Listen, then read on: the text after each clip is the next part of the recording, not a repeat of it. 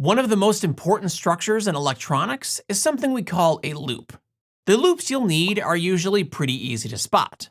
And if we add up all the voltages around a loop, we know we'll get 0. That's Kirchhoff's loop rule. You may have heard this go by a different name. Kirchhoff's second law is pretty common. Kirchhoff's voltage law is also a standard in many places. But I prefer the loop rule because it keeps our focus in the right place, on the structure we can actually see. So what exactly is a loop anyway? It's a path in a circuit that closes on itself without using any segment more than once. Starting in any corner you want, draw a path along the circuit until you arrive back where you started. As long as you didn't draw anywhere twice, you've got a loop. There's also another loop here, and a third one around the outside. Around the outside?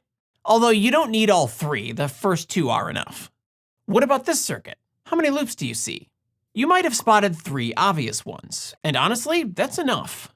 But just for fun, there are actually 4 more in here. I think I got them all, but let me know if I missed one.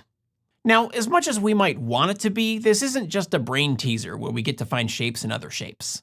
These loops give us equations that allow us to predict what a circuit will do. That's why we need Kirchhoff's loop rule. It's been around over 180 years, it's well established. But if you go using it willy-nilly, you're gonna make all sorts of mistakes. The loop rule is rife with nuance. It'll help quite a bit just understanding where it came from. I'm sure no one is surprised that it was published by a guy named Gustav Kirchhoff. And you may have even heard his loop rule is based on conservation of energy. If so, you've been misinformed. To be fair, energy is involved in electronics, but only in the sense that it's involved in everything. But the idea of energy being universally conserved was very fresh back in Kirchhoff's time. It was not something he would have used to justify his rules.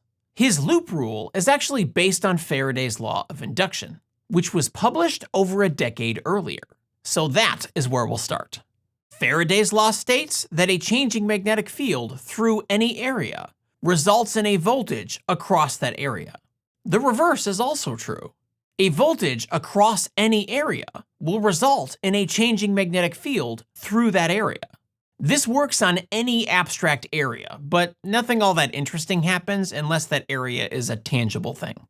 Which is exactly what happens in electronics. Loops enclose an area, so Faraday's law applies. And we know voltage matters here. We just need to deal with the field part. Is there a magnetic field inside a circuit loop? Yes. Is that field changing? Well, unless you're doing something fancy with radio frequencies or something, the field is either super weak or effectively static. That means if we apply Faraday's law to a typical circuit loop, it says the voltage across that loop is 0. Except a loop is made of circuit components, which means the voltage across the loop is also made of components.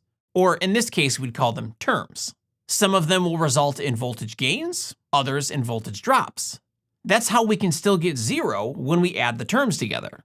But how do we determine what the voltage is across each component? Well, sources are easy. You'll usually find the voltage printed on the label of a battery, or on the screen of a power supply if you're a fancy pants.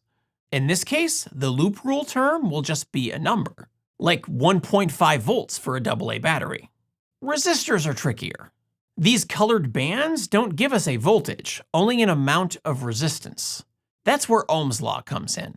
It says the voltage drop across a resistor is electric current times resistance.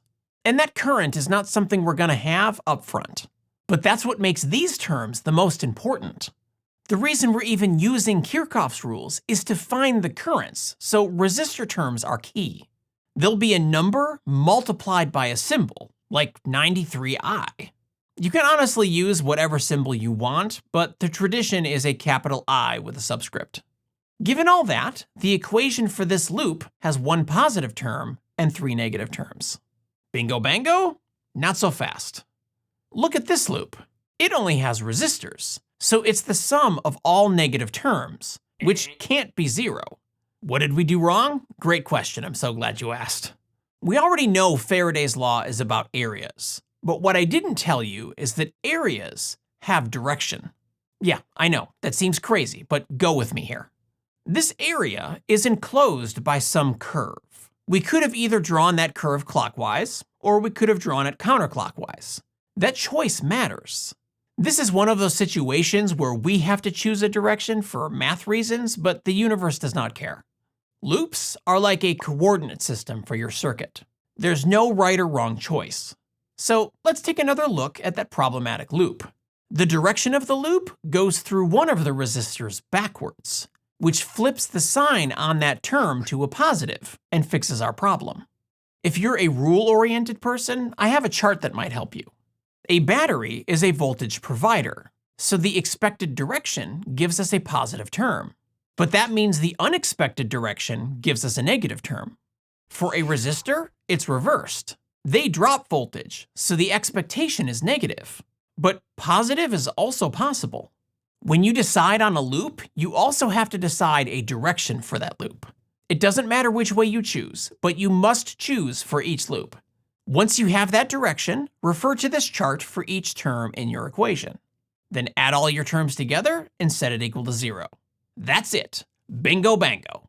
And until next time, remember, it's okay to be a little crazy. Now, as much as we... without using any segment. This is one of those... But if you go using it willy-nilly, you're just gonna...